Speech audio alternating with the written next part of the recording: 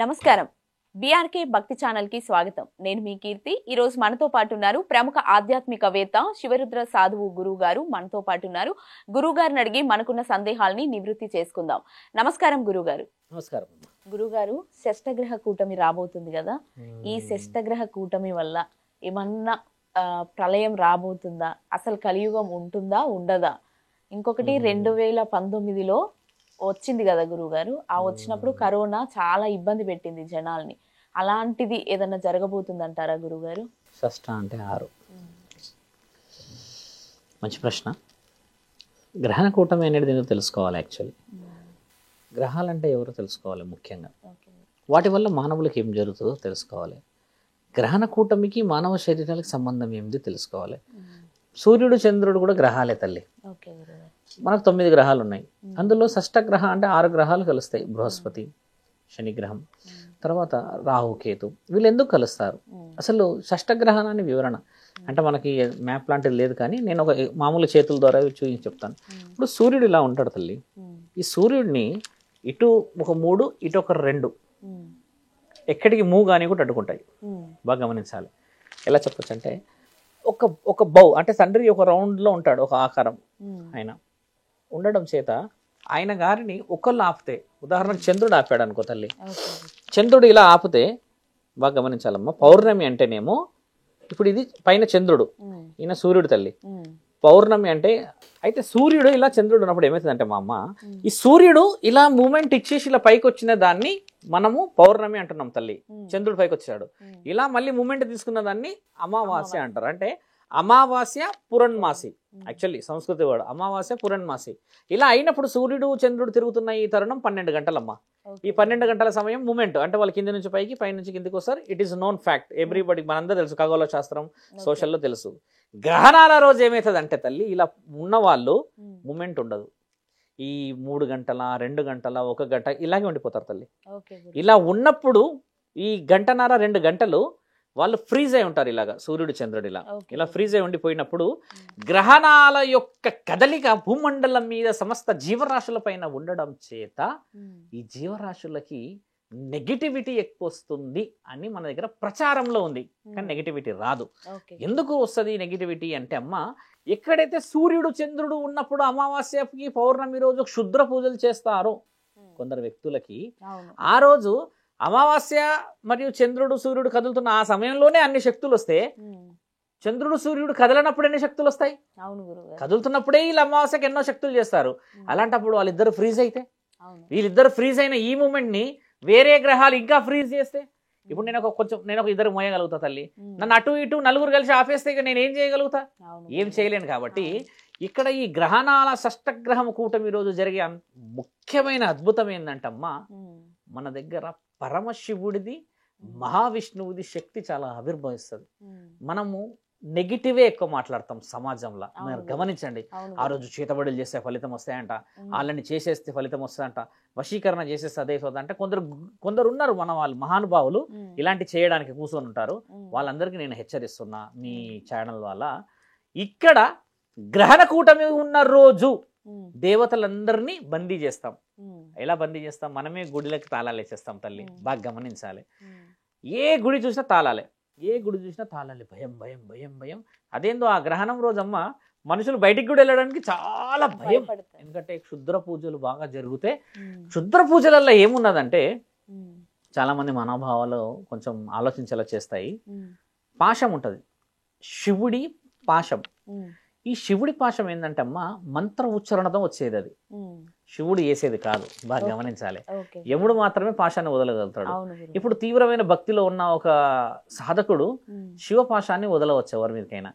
అంటే శివపాశం అనేది ధర్మం వైపే పోతుంది వాస్తవంగా తల్లి. ఈ పాశము ధర్మం వైపు ఉన్న వాళ్ళకి, ఉదాహరణకి ఒక వ్యక్తి 99 సంవత్సరాల కాలం చేసేటట్టు ఉన్నాడు అంటే ఈ శివపాశం పోయి యమపాశం పోలేకపోతుంది, ఆయన శివభక్తుడు కాబట్టి అని శివపాశం పోయి తెచ్చేస్తారు. ఇది మంచి పని ఒకటి కదా. ఆ రోజు ఏం చేస్తారంటే అమ్మ, ప్రేతాత్మలు, భూత పిశాచ ప్రమద గణాలు ఏవైతే ఉంటాయో అకాల మరణాలతో చెంది వీళ్ళందరూ యాక్టివ్ అయిపోతారు. ఎందుకంటే సూర్యుడు చంద్రులు పనిచేస్తలేరు. వాళ్ళు పనిచేద్దామన్నా కూడా చుట్టుపక్కల గ్రహణాలు వచ్చేసి వాటిని ఆపేసి పెట్టాయి. అంటే ఓ గంటనో అర్ధగంటనో 45 నిమిషాలు వాళ్ళు ఎన్నో రోజుల నుంచి ఎదురు చూస్తున్న శత్రువు ఇంటికి కూడా గురి పెట్టవచ్చు. ఎలా గురి పెట్టవచ్చు అంటే, శత్రువు ఇంట్లో దేవత ఉదాహరణకి హనుమంతుడు ఉన్నాడు, లేకపోతే లక్ష్మీదేవి ఉంది, లేకపోతే ఇంకొక మహానీయుడు ఎవరైనా ఉంటే వాళ్ళ శక్తులు కూడా పనిచేయవు కదా. ఆపేవాళ్ళు ఆ రోజు కళ్ళు మూసుకుంటారు, ఆపే వాళ్ళ శక్తులు ఆ రోజు శూన్యం. ఇవన్నీ అయిపోవడం చేత శత్రువు బాణాన్ని వదలగలుగుతాడు, క్షుద్ర ప్రయోగంగా కానీ, చేతపడే కానీ, ఇంకేదైనా బాణామతి, మోహిని, కాశ్మరా, ఏవో 100 ఉన్నాయి తల్లి. ఇవన్నీ వేసినప్పుడు అవతల వ్యక్తి బలపడతాడు. ఆ రోజు బాల్యంతలు జాగ్రత్తగా ఉండాలి. బాల్యంతలు, గర్భవతులు, ఈ కొంచెం హల్కా సితారా ఉన్న వాళ్ళు కొందరు ఉంటారు, చిన్న చిన్నగా డిస్టిల్ తగులుతాయి, ఎవరైనా చూస్తే కదా, ఇలాంటి వాళ్ళు. ముఖ్యంగా యువకులు జాగ్రత్తగా ఉండాలి. కొంచెం అందంగా అలంకరించుకున్నా తట్టుకోలేని సమాజాలు ఉన్నాయి. యువకుడు కొంచెం ఎర్రగా బుర్రగా ఉండి మంచిగా ఇన్షర్ట్ వేసుకొని టక్ వేసుకొని షూ చేసుకున్నా తట్టుకోలేని వాళ్ళు మన దగ్గర చుట్టుపక్కలే ఉంటారు. ఓ 2 బయటికి పోయి ఓ పండు పలహారం తీసుకొస్తే 100 మంది దానిలో ఏమున్నాయని చూసేసి నరఘోష, నరదిష్టి, 100. ఇలాంటి ఎన్ని ఇలా ఉంటాయంటమ్మా. అందరికి అంటే సహజంగా చూడొచ్చు, కానీ కొందరు చూపే వేరేలా ఉంటది. ఇలాంటి వల్ల శరీరాలు ఇబ్బంది పడతాయని మన పెద్దలు చెప్తారు. అట్లకైనా వద్దు నాన్న, ఇట్లా రావిడ్డ, అక్కడ పోకు, ఇట్లా పోకు ఎందుకు చెప్తారంటే ఆ నరఘోష మనిషికి తగిలే అవకాశం ఉంది.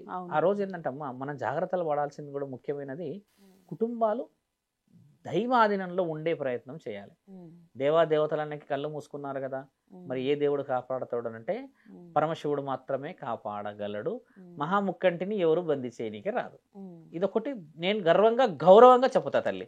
ఎందుకంటే 7 లోకాలకి మహాముక్కంటి అధిపతి, 9 గ్రహాలకి అధిపతి ఆయననే, సర్వలోకానికి అధిపతి ఆయననే. మరి ఆయనను బందీ చేసే మునగాడు ఉన్నాడా? మరి ఆయన అనుసంధానం ద్వారా జరుగుతుంది. కాబట్టి ఆ రోజు శివ అభిషేకం చేసిన వాడికి 7 జన్మల పుణ్యం లభిస్తుంది తల్లి. ఎందుకు లభిస్తుంది అలా ఎలా అంటే, ఎవరు చేస్తారు అభిషేకం పోయి తెలుసా అమ్మ?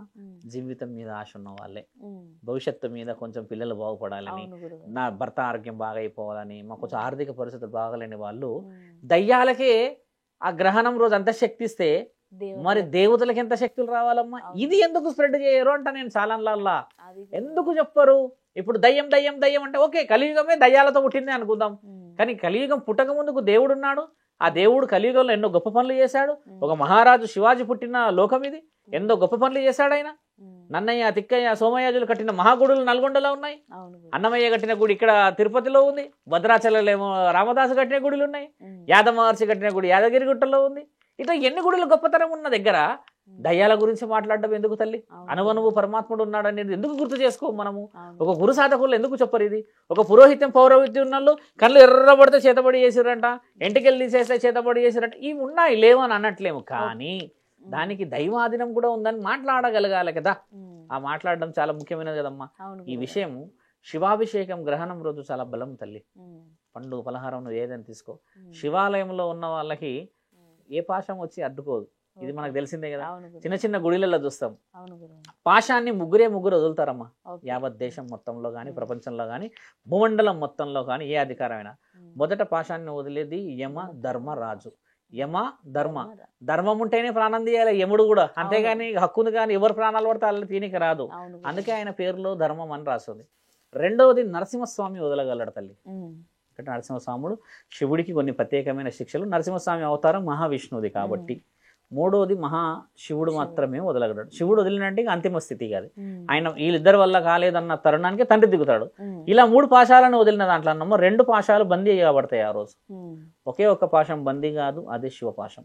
ఆ శివపాశం ప్రతి కడపలో పోతుందంట ఆ రోజు. ఇలా మరి తండ్రి ఆ పాశం కడపలోకి వచ్చినప్పుడమ్మా ప్రతి కుటుంబాన్ని కాపాడడానికి అది వచ్చింది, నేనున్నా ఇక్కడ అని చెప్పి తండ్రి వస్తున్నప్పుడు మనందరం పూజ చేసి ఇంటిని అలంకరించుకొని మన కులదైవాన్ని మనం స్మరించుకొని ఇంటి లోపటనే ఉందాం. అధర్మంగా ఉండడం చేత ఈ గ్రహణాల కూటమి రోజు శక్తులు ఎక్కువ వస్తాయి మానవ శరీరాలకి దైవంతోని.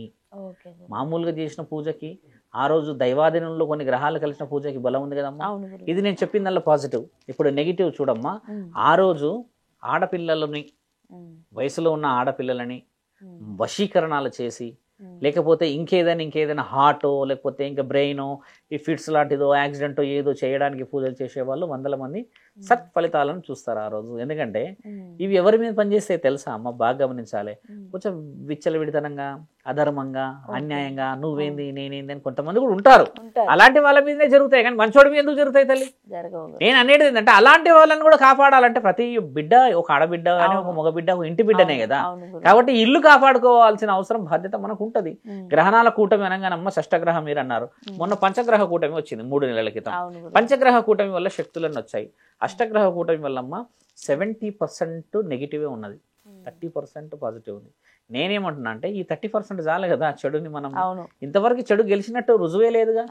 ఏ రాక్షసుడు బతుకున్నట్టు రుజువు లేదు కదా.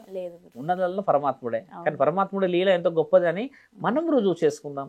గ్రహణాల కూటమి రానివ్వండి, ఇంకేదైనా రావండి, ఇక్కడ ఈసారి వచ్చినది ప్రమాదం చాలా పెద్ద ప్రమాదం. ఎందుకంటే అమ్మా గ్రహణ కూటమి మరియు అమావాస్య 2 వస్తున్నాయి ఈసారి. 6 గ్రహాలు కలిసి అమావాస్య అంటే అమ్మ డబుల్ డోస్ ఉంది అక్కడ.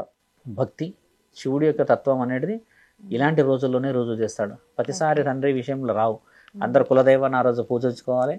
కులదైవం కూడా ఏం చేస్తుంది అంటే అమ్మ, అంటే మానవులందరూ తెలవాలని అంత సులభంగా ఏ దేవత పోదు తల్లి ఇల్లు వదిలిపెట్టి. కట్లు వేయగానే ఆమె కట్లు వేసుకోదు. కట్లు వేసుకోబోయే ముందు నీ ఇంటిని మొత్తం రక్ష గీసే పోతుంది ఆమె. ఇదే దైవ శాసనం. అలా నిన్ను రక్షించేసే పోతుంది. తల్లి ఏమనుకుంటుంది అంటే అమ్మ, ఏ తల్లి అయినా సలసలా నేను వేడివేడి నీళ్ళల్లో కాలినా మంటల్లో కాగిపోయినా ఏదైపోయినా సరే కడుపులో నా బిడ్డ చల్లగా ఉంటే చాలు అనేటిదే పార్వతీమాత నియమం. కాలింది కదా తల్లి, ఒకసారి 2 సార్లు కాలింది. నల్లపోచమ్మ తల్లిని పుట్టించేటప్పుడు కూడా ఆవిడ చితి మీద కాలింది. అమ్మ ఒకసారి సతీదేవి వెళ్ళేసి దక్షుడి యజ్ఞంలో కాలింది. నా తల్లికి ఎన్ని కష్టాలు, 2 సార్లు కాలిపోయింది. కానీ బిడ్డని ఎప్పుడు ప్రమాదంలోకి పెట్టలేదు. నా తండ్రి పెనిమిటి అంటే పరమేశ్వరుని కూడా ప్రమాదంలో అమ్మ పెట్టలేదు. అమ్మ గొప్పతనం చాలా గొప్పది.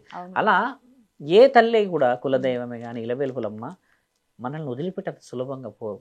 వాళ్ళు నీ పక్కనే ఉంటారు.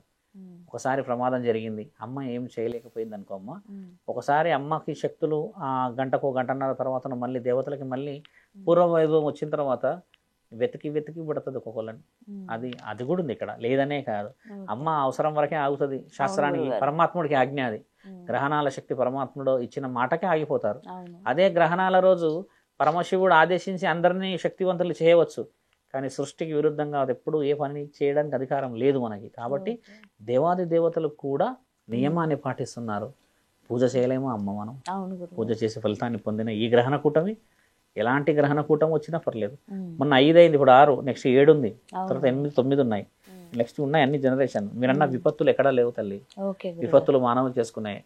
ప్రకృతి నుంచి వచ్చే విపత్తులు మనం గమనించాలి. కరోనా ప్రకృతి నుంచి రాలే, చిన్న పొరపాటు ప్రకృతి నుంచి. అంటే మొన్న విజయవాడలో వచ్చినాయి కదా వర్షాలు, వాయనాడులో వచ్చినాయి కదా విపత్సాలు. దీన్ని మనం అలాంటిది లేదు. ఇప్పుడు గ్రహణాలు వస్తూ ఉంటాయి, పోతూ ఉంటాయి.